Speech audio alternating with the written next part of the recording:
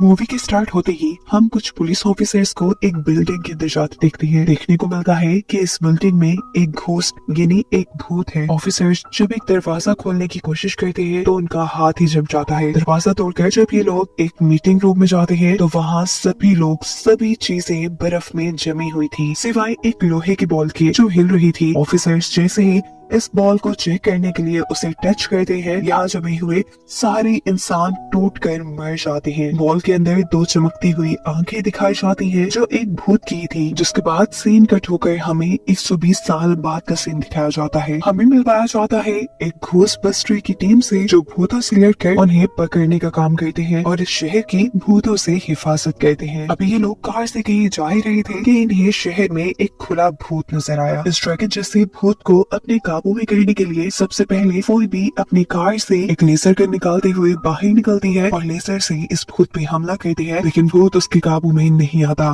तभी उसका दूसरा साथी कार के अंदर से एक छोटी सी डिवाइस निकालकर इस भूत को पकड़ने की कोशिश करता है, लेकिन जब ये लोग इसमें भी नाकाम रहते हैं तो कैली नामी इनकी टीम लीडर बड़ी ही होशियारी से अपने एक ड्रोन को इस भूत के ऊपर भेजते हुए फाइनली इस भूत को काबू में कर लेती है। इस भूत को पकड़ने के चक्कर में इनका ध्यान तो सड़क पे रहा ही नहीं था। सड़क पे ये लोग बहुत नुकसान कर चुके थे, इनका अपना एक्सीडेंट भी हो चुका था और इस सारे नुकसान की वजह से इन्हें मेयर के पास बुलाया जाता है जो उनसे कहते हैं घोस्टबस्टर्स आप लोग शहर में बहुत नुकसान कर रहे हैं, अगर ऐसा ही चलता रहा तो आप लोग का काम रोक दिया जाएगा। जवाब में घोस्टबस्टर्स कहते हैं लेकिन हम तो शहर को भूतों से बचा रहे थे, लेकिन मेयर के मुताबिक ऐसा और चलने वाला नहीं था। मेयर सबसे पहले तो उनके ग्रुप से फोइबी को निकालने को कहते हैं क्योंकि अभी उसकी उम्र सिर्फ 15 साल है जो अभी इस काम के लिए मैच्योर नहीं है। घोस्टबस्टर मेयर को कन्विंस करने की कोशिश करते हैं लेकिन वो अपना फैसला सुना चुके थे। ये लोग अब केली के घर पर आते हैं जहाँ फोइबी अपने ग्रुप से नाराज नजर आ रही है क्योंकि वो मेयर की बात मानते हुए उसे अपने ग्रुप से कुछ टाइम के लिए बाहर निकाल चुके थे। यहाँ घोस्टबस्टर्स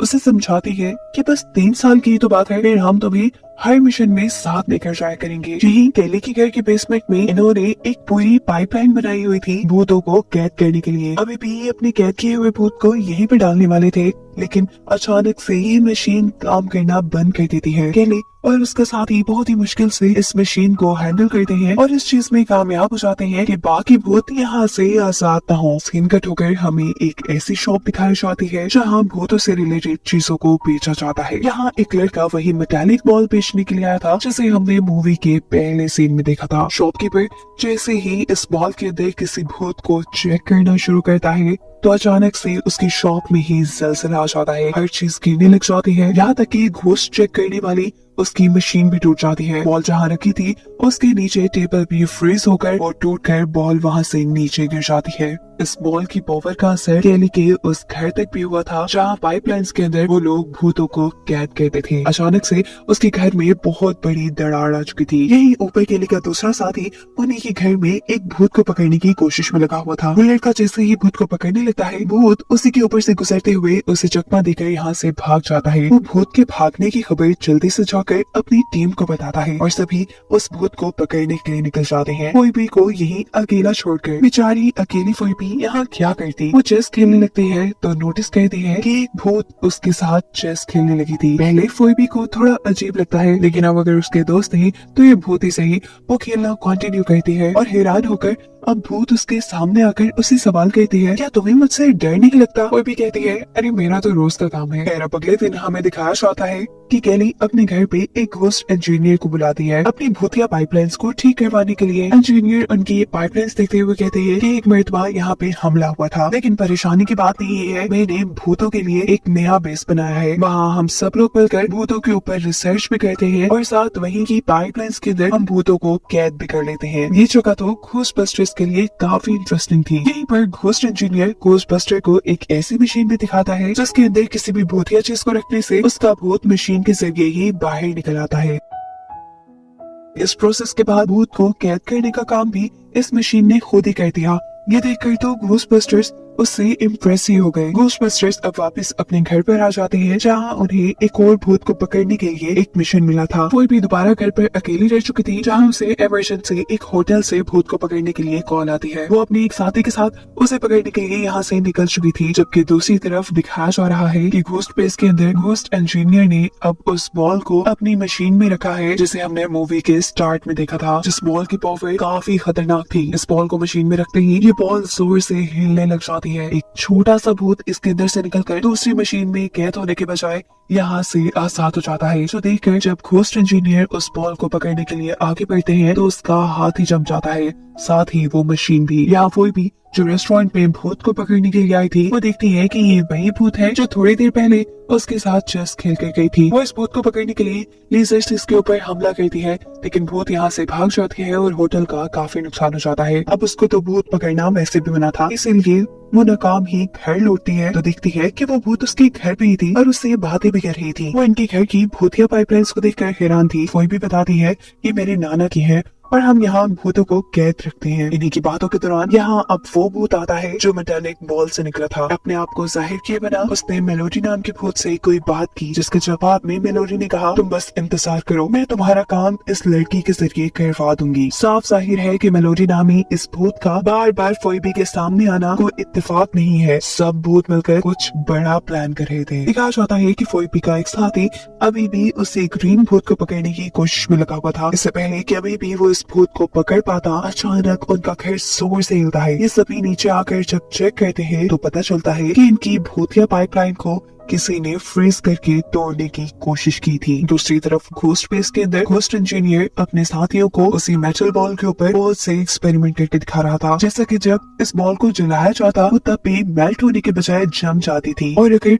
उसे भूतों के पास किया जाता था तो सारे भूत किसी मैग्नेट की तरह उसके पास आने लगते थे। ऐसी पावर्स रखने वाली कोई चीज इन लोगों ने पहली बार देखी थी। ये लोग अब इस बॉल के बारे में पता चलाने के लिए उस आदमी को बुलाने का फैसला करते हैं जो ये बॉल उनके शॉप पे बेच के गया था। ये लोग अब इस मेटल बॉल के मालिक के घर पे आते हैं, जो इस मेटल बॉल के बारे में पूछने पे बताता है कि वो तो मेरी ग्रैंड माँ की थी जो अब मर चुकी है। वो अब उन्हें अपने घर में बने एक अजीब कमरे में लेकर आता है, जहाँ पर पुराने सोल्जर्स का सामान रखा हुआ था। ये लोग अब इस लड़की को लेकर अपनी लैब में आ जाते हैं, जहाँ एक एक्सपर्ट इस लड़के को टेस्ट करने लग जाता है कि कहीं ये भी तो किसी भूत के साथ कनेक्ट तो नहीं है, या इसके अंदर भी कोई और पावर्स तो नहीं है। यहाँ ये लोग नोटिस करते हैं कि जैसे जैसे इस लड़के के इमोशन चेंज होते हैं, वैसे ही उसके पीछे चली एक आग के लैंप पे असर पड़ता था। यहाँ दिखाया जाता है कि फोई भी उसी शॉपकीपर के पास है जो भूतिया चीजें खरीदता था। ये लोग भी उसी मेटल के बॉल के पावर्स को लेकर परेशान थे, जहाँ शॉपकीपर का असिस्टेंट आकर उन्हें एक ऐसे यूट्यूबर के बारे में बताता है जो भूतिया चीजों के ऊपर ही बात किया करता था। साथ ही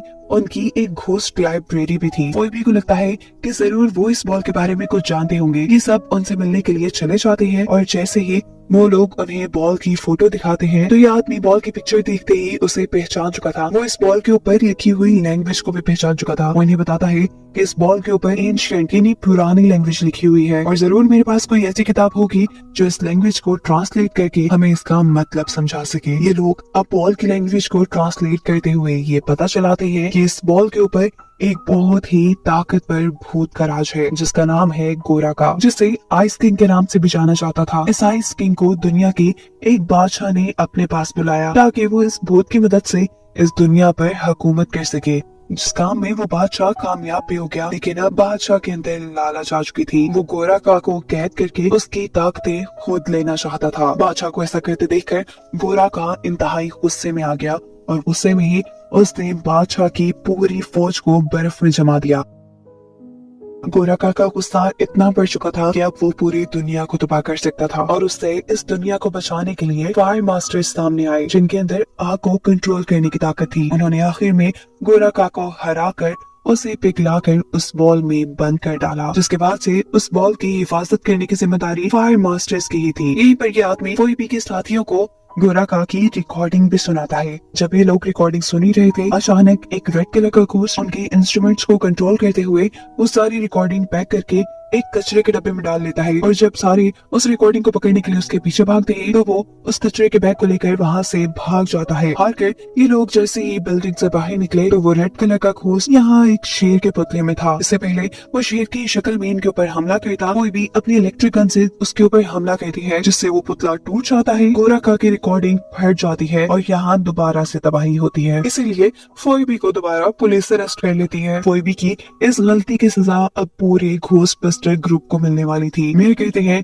कि अब इस शहर में और घोस्टबस्टर्स काम नहीं करेंगे। यहाँ तक कि केली का घर भी सील कर दिया गया था जिसके अंदर जाकर ये लोग भूतों को कैद करते थे। साथ ही पुलिस ने घोस्टबस्टर्स की सारी लेजर गन भी अपने काबू में कर ली थी। यहाँ दिखाया जाता है कि वो घोस्ट लाइब्रेरी वाला इंसान यहाँ अब घोस्ट लाइब्रेरी वाले बॉल के मालिक के पास जाते हैं और बॉल के मालिक को बताते हैं कि तुम एक फायर मास्टर हो, तुम्हारी जिम्मेदारी थी उस बॉल को संभाल के रखना, तुम्हें उसे बेचना नहीं चाहिए था। तुम्हें उसको बेचने की वजह से ही गोराका इतना ताकतवर हुआ है।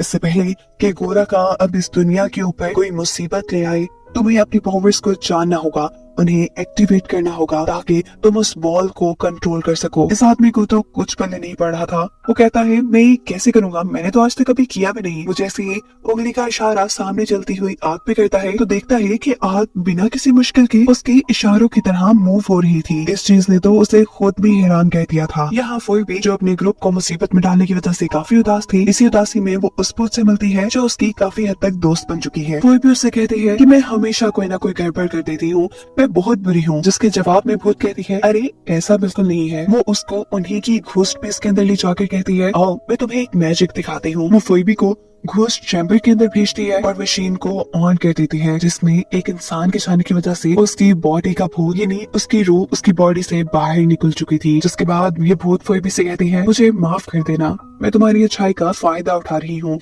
ये कहते ही हमें दिखाया जाता है कि यहाँ पड़े मेटल बॉल के अंदर से अचानक कुछ काली ताकतें बाहर निकली जिन्होंने वक्त रहते ही फोइबी के जिस्म के साथ साथ उसकी सोल को भी अपने काबू में कर लिया था। और ये काली ताकत कोई और नहीं बल्कि गोराका ही था। उसके आजाद होने की वजह से यहाँ काफी गड़बड़ी होने लगी थी। घोस्ट स्पेस के लोग जब यहाँ पे आते हैं तो वो गोराका को देखकर उसके ऊपर अपने लेजर गन से हमला करते हैं, लेकिन गोराका इस लेजर गन को ही जमा चुका था। इससे पहले कि ये लोग गोराका को पकड़ पाते गोराका यहाँ से भाग जाता है। केली फोइबी को दोबारा से ठीक करती है उसके सोल को उसके जिस्म में डाल के, जिसके बाद दिखाया जाता है कि गोराका फायर मास्टर्स के घर पे गया है जहाँ इतने साल गोराका को कैद रखा गया था। यहाँ से गोराका अपने सींग वापस लेकर अपने साथ लगा लेता है और उसकी ऐसे सारी ताकतें वापस आ जाती हैं और अब वो अपना बादशाह से पुराना बदला लेने के लिए तैयार था। जैसे वो पहले इस दुनिया को जमाना चाहता था, उसका मकसद आज भी इस दुनिया को जमाकर अपने कब्जे में करना था। देखते ही देखते वो पूरी दुनिया में बर्फीला तूफान ला चुका था। हवा, सड़क, हर जगह बर्फ फैल चुकी थी। शहर की ये हालत देखकर सभी घोस्टबस्टर घोस्ट बेस के ऊपर जमा होते हैं। घोस्ट लाइब्रेरी का मालिक यहाँ इन सबको बताता है कि ये जो बर्फीला तूफान आया है ये गोराका लेके आया है और गोराका को सिर्फ एक फायर मास्टर ही कंट्रोल कर सकता है। और हमने फायर मास्टर भी ढूंढ लिया है जो उन्हें बिना किसी लाइटर के एक कैंडल को चला के दिखाता है। ये देखकर घोस्टबस्टर्स को उसके ऊपर कुछ ज्यादा यकीन नहीं था। वो घोस्ट इंजीनियर से कहते हैं कि हमें लेजर गन्स की जरूरत पड़ेगी जो सब पुलिस ले गई। और यहाँ घोस्ट इंजीनियर उन्हें लेटेस्ट मॉडल के कुछ सूट और लेजर गन दिखाता है जिससे आसानी से वो लोग भूतों से लड़ सकते थे। यहाँ इन सब घोस्टबस्टर्स को रोकने के लिए वो रेड घोस्ट यहाँ आया जो सभी मशीन्स को अपने कंट्रोल में कर सकता था, वो भी गोराका के कहने पर। इससे पहले कि ये लोग बाहर निकल पाते वो रेड घोस्ट इन्हीं की एक लेटेस्ट मॉडल की कार को अपने काबू में करते हुए उसके लेजर से यहाँ एक घोस्टबस्टर के ऊपर हमला करने लगता है। इससे पहले कि घोस्टबस्टर का साथी इस हमले से मर जाता, यहाँ फायर मास्टर इस लेजर को अपनी पावर्स से बेंड करके उस बच्चे को बचा लेता है। जिसके बाद ये लोग जब खुद रेड घोस्ट के ऊपर अपनी लेजर से हमला करते हैं तो रेड घोस्ट एक पिज्जा के अंदर चला जाता है और यहाँ एक ग्रीन कलर का वो घोस्ट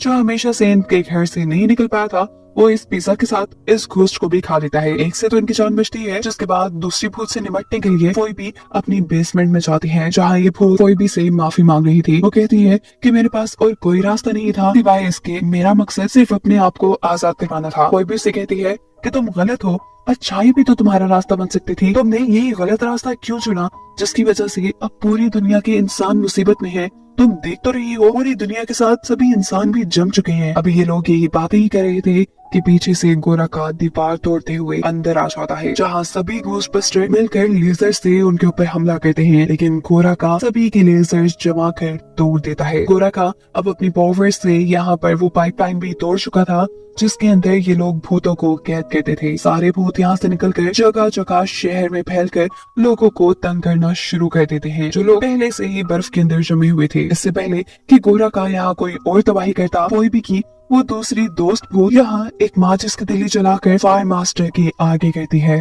इस शोले को ये फायर मास्टर अपनी पावर्स की मदद से बहुत ज्यादा बढ़ाकर इसे गोरा का के ऊपर हमला करता है। गोरा का इस हमले से कमजोर होने लगा था। उसको कमजोर होता देखकर सारे घोस्टबस्टर मिलकर अपने लेजर से उसके ऊपर हमला करते हैं, जिससे वो उनके कंट्रोल में आने लग जाता है। उसे पूरी तरह कंट्रोल करने के लिए एक घोस्टबस्टर यहाँ पर उनकी घोस्ट को कैद करने वाली पाइपलाइन को ऑन करने को कहता है, जो पहले खराब हो चुकी थी। ये लोग किसी उम्मीद के चलते जब उसे ऑन करते हैं तो किस्मत से वो चल भी जाती है। ये मशीन अब गोरा का के साथ काफी सारे मॉन्स्टर्स को अपने अंदर हड़प कर गई थी। उसके कैद होते ही यहाँ उसकी सारी ताकतों का असर भी खत्म होने लगा था और इस दुनिया के ऊपर से बर्फ भी हटने लगी थी। फोइबी के दोस्त जिसने गोरा का को हराने में उनकी मदद की थी, वो यहाँ फोइबी के सामने आकर उससे कहती है कि तुमने ठीक कहा था, अच्छाई भी आजादी का रास्ता हो सकती है।